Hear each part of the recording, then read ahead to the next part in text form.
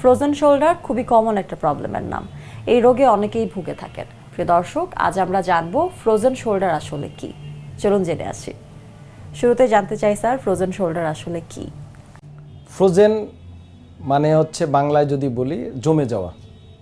যেমন পানি যদি আমরা জমাই তাহলে কী হবে, বরফ ফ্রোজেন হয়ে যাওয়া। আবার হিট দিলে গলে যায় আবার পানিতে। তদ্রূপ শোল্ডার জয়েন্ট যদি কোনো কারণে জমে যায়, আমি আপনাকে একটু অ্যানাটমিক্যালি একটু বোঝানোর চেষ্টা করি। এইটা আমাদের শোল্ডার জয়েন্ট মূলত।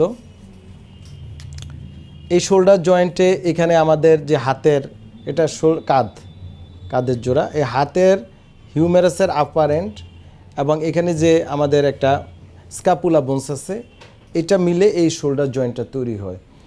এবং এই শোল্ডার জয়েন্টের একটা সাইনোভিয়াল জয়েন্ট, মানে ভিতরে পানি পিচ্ছিল পদার্থ থাকে এবং সারাউন্ডিংস বিভিন্ন লিগামেন্ট দ্বারা আটকানো থাকে, মাসেলস উপরে কভার থাকে, তারপর এখানে নার্ভ যায়, অনেক কিছু যায়। প্রতিদিন কাজের ক্ষেত্রে ধরেন জামা কাপড় গায়ে দেওয়া, কাজ করা, যারা হাত থ্রুইং কাজ করে বা উপরে কাজ করা, তো তাদের দেখা যায় যে প্রবলেম হয় যে উঠাতে পারতেছে না, বা জামা গায়ে দিতে পারতেছে না, বা চুল কম্বিং আচড়ানো প্রবলেম হইতেছে, টয়লেটিং প্রবলেম, মানে অ্যাক্টিভিটিস অফ ডেইলি লিভিংয়ের শোল্ডারে ব্যথা, তীব্র ব্যথা। এবং এই রুগী রাতের বেলা ব্যথা তীব্র থেকে তীব্রতর হয়। দিনের বেলা রুগী যতই মোটামুটি চলতে পারতেছে কষ্টে যে কোনোভাবে, রাতে আর সে ঘুমাতে পারে না। রাতে কেন ব্যথা বাড়ে স্যার? এর মূল কারণটা হচ্ছে রুগী যখন রাতে ঘুমায় এবং যদি তার ফ্রোজেন শোল্ডার থাকে বা শোল্ডার ফ্রোজেন হয়ে এই রোগটা হয়ে থাকে, সে ঘুমের ঘোরে অনেক সময় ওই কাত হয়ে শোয়। ধরেন যদি রাইট শোল্ডারের প্রবলেম হয়, ঘুমে তো আমরা আমরা জানি না, অবচেতন থাকে, তখন কিন্তু সে রাইট শোল্ডার হলে রাইট শোল্ডার যদি নিচে দিয়ে সে ঘুমায় ডান কাত হয়ে, তাহলে শোল্ডার কি হয়, আরও কম্প্রেশন হয়। এই যে সিভিয়ার কম্প্রেশন হয় তখন কিন্তু ফ্রোজেনটা আরও অ্যাগ্রাভেট করে।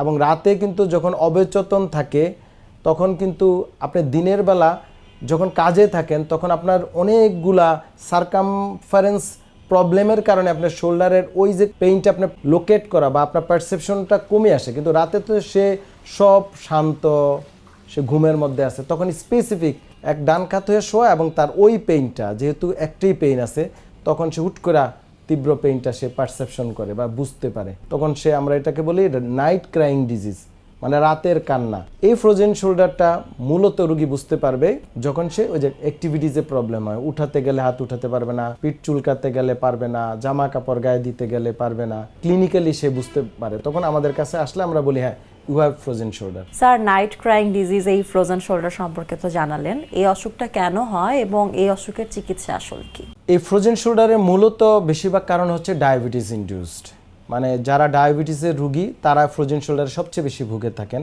এটা হচ্ছে ওয়ান অফ দ্য কারণ বা কজ। অ্যানাদার কজ হতে পারে এনি ট্রমা। ধরেন কোনো কারণে আঘাত পেয়েছিল, একটু হাতটা মেল অবস্থানে ছিল বা এমনভাবে সে ঘুমিয়েছে হাতটা উল্টো পাল্টো ছিল, তা থেকে এটা হতে পারে।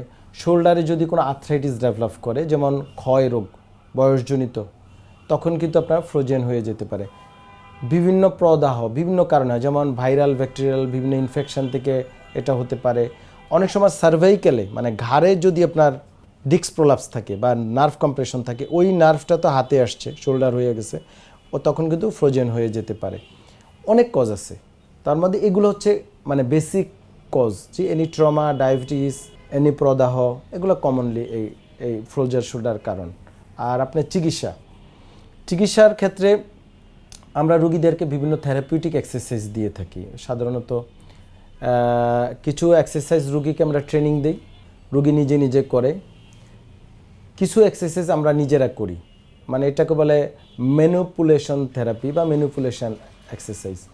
তো এটা আমরা হসপিটালে করি, হয়তো রুগীকে থাকতে হয় বা এসে গিয়ে তাকে এটা করতে হয়। এবং তার আন্ডারলাইন কজটাকে আপনাকে আইডেন্টিফাই করা, যেমন ডায়াবেটিস থাকলে ডায়াবেটিসটাকে কন্ট্রোল করা। ঘাড়ে যদি ডিস্কের সমস্যা থাকে, শুধু আপনার ফ্রোজেন শোল্ডারের চিকিৎসা দিয়ে লাভ হবে না, আপনাকে কিন্তু ঘাড়েরও ট্রিটমেন্ট করতে হবে, মানে ডিস্ক কারেকশন করতে হবে। মাসেল যদি কোনো কারণে দুর্বল থাকে, মাসেলকে স্ট্রেনথেন করা। নার্ভের যদি কোনো প্রদাহ থাকে, সেটার ট্রিটমেন্ট, সেটা বিভিন্ন সাপ্লিমেন্ট হতে পারে, ওষুধ হতে পারে, বিভিন্ন ইলেকট্রোথেরাপি হতে পারে। মানে এখানে এক্সারসাইজ, ইলেকট্রোথেরাপি এবং কজকে টোটালি নির্মূল করা। এবং পাশাপাশি রুগীর লাইফস্টাইল, যেমন এই রুগীদেরকে অবশ্যই, এই রুগী না সবাইকে পাতলা বালিশে ঘুমানো, কিছুদিনের জন্য যেই শোল্ডারে প্রবলেম ওই কাত হয়ে না ঘুমানো, এক্সারসাইজগুলো ঠিকমতো করা, ডায়াবেটিসগুলো তাকে কন্ট্রোলে নিয়ে আসা, এগুলি হচ্ছে বেসিক ট্রিটমেন্ট। আর আমরা হসপিটালে কিছু ইলেকট্রিক্যাল বিভিন্ন মোডালিটিস আমরা ইউজ করি, যেমন আমরা হাই ফ্রিকোয়েন্সি সাউন্ড থেরাপি দিতে পারি, আমরা ইলেকট্রোম্যাগনেটিক রেডিয়েশন দিতে পারি, টিকার থেরাপি দিতে পারি, মানে লটস অফ বিভিন্ন থেরাপিউটিক ম্যানুভার আছে। কিন্তু এটা অবশ্যই একজন চিকিৎসকের সরাসরি তত্ত্বাবধানে দিতে হবে। কিছু যেমন পিআরপি থেরাপি খুবই ইফেক্টিভ শোল্ডারের ক্ষেত্রে। এটা হচ্ছে রুগীর ব্লাড থেকে আমরা এটা করে জোড়ায় দিয়ে দিই। বেসিক্যালি ফ্রোজেন শোল্ডার আপনি যদি ট্রিটমেন্ট নাও দেন, বেশিরভাগ রুগী 6 থেকে 1 বছরের মধ্যে আবার সুস্থ হয়ে যায় উইদাউট ট্রিটমেন্টে। অনেক সময় আমরা বলে থাকি স্যার যে ব্যায়াম করলে ফ্রোজেন শোল্ডারটা ঠিক হয়ে যায়। এটাই হচ্ছে মূল ট্রিটমেন্ট, এক্সারসাইজ। কিন্তু আপনি যখন এক্সারসাইজ করতে পারে না রুগী, পেইন, কষ্ট হয়, তখন পেইন কমানোর জন্য আমরা বিভিন্ন ইন্টারভেনশনে যাই, যেমন বিভিন্ন ইলেকট্রোথেরাপির কথা বলছি, পিআরপি থেরাপির কথা বলছি, আরও বিভিন্ন থেরাপিগুলো দেই। কিন্তু মূলত এক্সারসাইজ হচ্ছে ফ্রোজেন শোল্ডারের মেইন ট্রিটমেন্ট। অনেক ধন্যবাদ স্যার আজকের আলোচনায় আমাদের দর্শকদেরকে ফ্রোজেন শোল্ডার সম্পর্কে জানানোর জন্য। আপনাকে অনেক ধন্যবাদ। নাগরিক টেলিভিশনকে অসংখ্য ধন্যবাদ।